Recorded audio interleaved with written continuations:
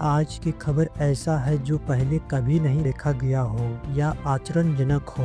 भारत की टॉप 20 बड़ी खबरें, मुख्य समाचार, देश दुनिया की तमाम खबरें पर नजर डालते हैं। चलिए देखते हैं आज की पहली खबर। हजारीबाग के बड़कागांव थाना क्षेत्र के नापो खुर्द गांव में 5 मार्च को आपसी विवाद को हिंसा के रूप में लिया गया था। झगड़े के दौरान एक व्यक्ति को हत्या कर दिया गया। आरोपी स्कॉर्पियो गाड़ी से भागते समय लोगों को कुचलते हुए निकल गया, जिससे एक व्यक्ति की और मौत हो गया और 6 लोग घायल हो गए हैं। पुलिस ने कार्रवाई करते हुए 7 आरोपी को गिरफ्तार कर लिया गया है। चलिए आगे खबर बताते हैं। जमशेदपुर में महिला से छेड़खानी और मारपीट करने वाले आरोपी को पुलिस ने गिरफ्तार कर लिया गया है। आरोपी ने पहले से ही अपराधी इतिहास भी बताया जा रहा है। गिरफ्तार के बाद पुलिस ने घटना स्थल पर ले जाकर जुलूस निकाला ताकि लोगों को कानून का डर बना रहे और मामले की जांच अभी जारी है। चलिए अगली खबर बताते हैं। जमशेदपुर में झाड़ियों में लगी आग की चपेट में आने से 6 व्यक्ति जलकर राख हो गया है। बताया जा रहा है कि आग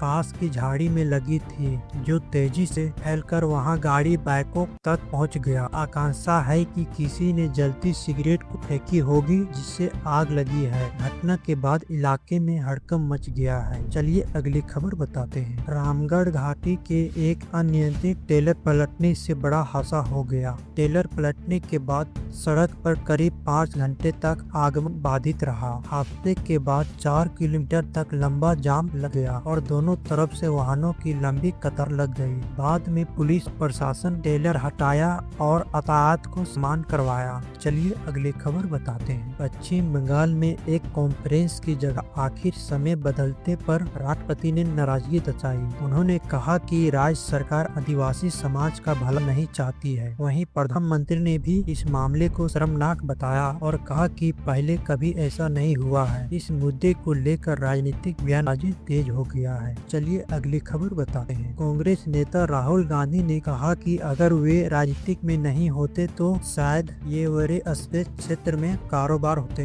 उन्होंने चीन के इंडस्ट्रियल प्रोडक्शन सिस्टम की तारीफ करते हुए कहा कि यह काफी मजबूत और बेजोड़ है। हालांकि उन्होंने यह भी कहा कि चीन की एक लोकतांत्रिक देश नहीं है। चलिए अगली खबर बताते हैं। यूजीसी प्रोटेस्ट केस में कोर्ट ने दिल्ली पुलिस की रिपोर्ट पर नाराजगी जताई है। जंतर मंतर पर हुआ प्रदर्शन से जुड़े इस मामले में राहुल गांधी और अखिलेश यादव का नाम भी सामने आया है। कोर्ट ने कहा कि कई आरोपी को जांच में शामिल होने का नोटिस नहीं दिया गया है। अब कोर्ट ने दिल्ली पुलिस से नई और विस्तृत स्टेटस रिपोर्ट मांगी है। चलिए अगली खबर बताते हैं। पश्चिम बंगाल के मुख्यमंत्री ममता बनर्जी ने धरना दूसरे दिन में भी जारी रहा। रात भर घटना स्थल पर रहने के बाद उन्होंने कहा कि सर से वोटर के नाम बंगाल को बांटने के इरादे से हटाया गया है। उनका कहना है कि यह जनता की आवाज दबाने की कोशिश है। विपक्षी ने लगातार चुनाव में लोगों को अधिकार की रक्षा की मांग कर रहे हैं। चलिए अगली खबर बताते हैं। कांग्रेस नेता ने केंद्र सरकार पर भड़कते हुए कहा कि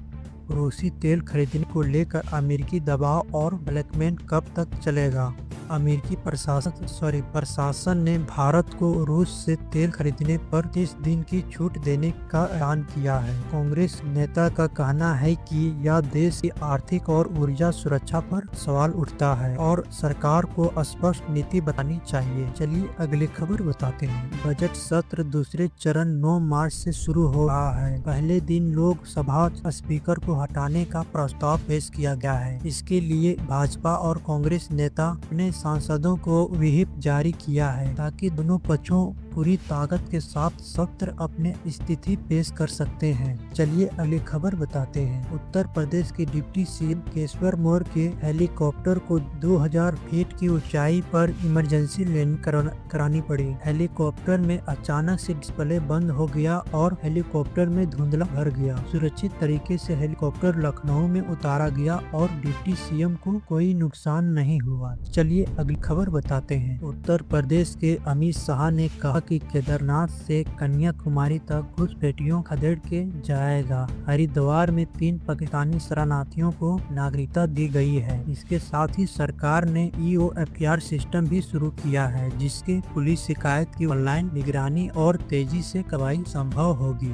चलिए अगली खबर बताते हैं। यूपीएससी परीक्षा में 301 रैंक पर 2 उम्मीदवार का दबाव सामने आया है। यूपी और बिहार की दोनों आकांक्षा सिन्हा के रोल नंबर सामने आ पाया गया है। जब roll number QR code scan किया गया तो गड़बड़ी का खुलासा हुआ है। अब यूपीएससी इस मामले की जांच कर रही है ताकि सही रैंक तय की जा सके। चलिए अगली खबर बताते हैं। हरियाणा के राम रहीम को पत्रकार छायाप्रति हत्याकांड में बारी कर दिया गया है। यह केस लगभग 7 साल पहले उम्र कैद की सजा मिलने वाले था। वहीं इस मामले में शामिल 3 अन्य आरोपी को भी सजा बरकरार रखी गई है। हाई कोर्ट ने फैसला सुनाते हुए सिर्फ राम रहीम को राहत दी है। चलिए अगली खबर बताते हैं। हरियाणा के जिंदा जिले में सफेदों इलाके के एक फैक्ट्री में आग लग गई। हादसे में 5 महिला की मौत हो गया और 17 मजदूरों झुलस गया। फैक्ट्री के मुख्य गेट पर ताला लग होने की वजह से लोगों बाहर नहीं निकल पाया और कुछ ही ने छत से कूदकर अपनी जान बचाई। पुलिस और फायर ब्रिगेड ने राहत कार्य शुरू कर दिया गया है। चलिए अगली खबर बताते हैं। बरेली के IPS अंशिका वर्मा और संभल के SP कृष्णा कुमार बिनोई की लव स्टोरी गोरखपुर में शुरू हुई थी, जहां 3 साल पहले पहली बार उनकी मुलाकात हुई थी। दोनों अलग अलग जिले में तैनात रहते करीब आए और अब 29 मार्च को राजस्थान के बाड़मेर में शादी करने जा रहे हैं। यह खबर पुलिस महकमे में काफी चर्चे में है। चलिए अगली खबर बताते हैं। बिहार की राजनीति में ताजा हंगामा है। पूर्व मुख्यमंत्री राबड़ी देवी ने कहा कि मुख्यमंत्री नीतीश कुमार को जबरदस्ती हटाया जा रहा है और उनकी बुद्धि भ्रष्ट हो गया है। उन्होंने कहा कि उन्हें बिहार नहीं छोड़ना चाहिए। विपक्षी का कहना है कि यह बीजेपी की साजिश है। वहीं निशांत कुमार कल दोपहर 1 बजे जनता दल यूनाइटेड में शामिल होंगे। मंत्री ने कहा कि जब नीतीश है तब तक शराबबंदी बनी रहेगी। चलिए अगली खबर बताते हैं। बिहार के मोतीहारी में निगरानी विभाग की बड़ी कार्रवाई हुई। सुरांड ब्लॉक के वीडियो कृष्णा राम के घर और अन्य ठिकाने पर आज से अधिक संपत्ति के साथ में रेड चली। टीम ने राज बाजार वाले मकान में रूम का दरवाजा तोड़कर प्रवेश किया और दस्तावेज तलाशे। वीडियो की पत्नी एक सरकारी टीचर है। जांच और दस्तावेज की जांच सुबह से जारी है। चलिए अगली खबर बताते हैं। नेपाल के आम चुनाव में बलेन शाह ने इतिहास रच दिया। 35 वर्ष बलेन ने पूर्व प्रधानमंत्री के शर्मा ओली को जहां 5 सीटों से लगभग 50,000 वोटों से हराया और भारी जीत दर्ज किया। उनकी पार्टी राष्ट्रीय स्वतंत्र पार्टी RSP ने चुनाव में जबरदस्त प्रदर्शन किया। यह राजनीतिक बदलाव नेपाल में पुरानी राजनीति की चुनौती माना जा रहा है। चलिए अगली खबर बताते हैं। मध्य पूर्व में तनाव और बढ़ गया है।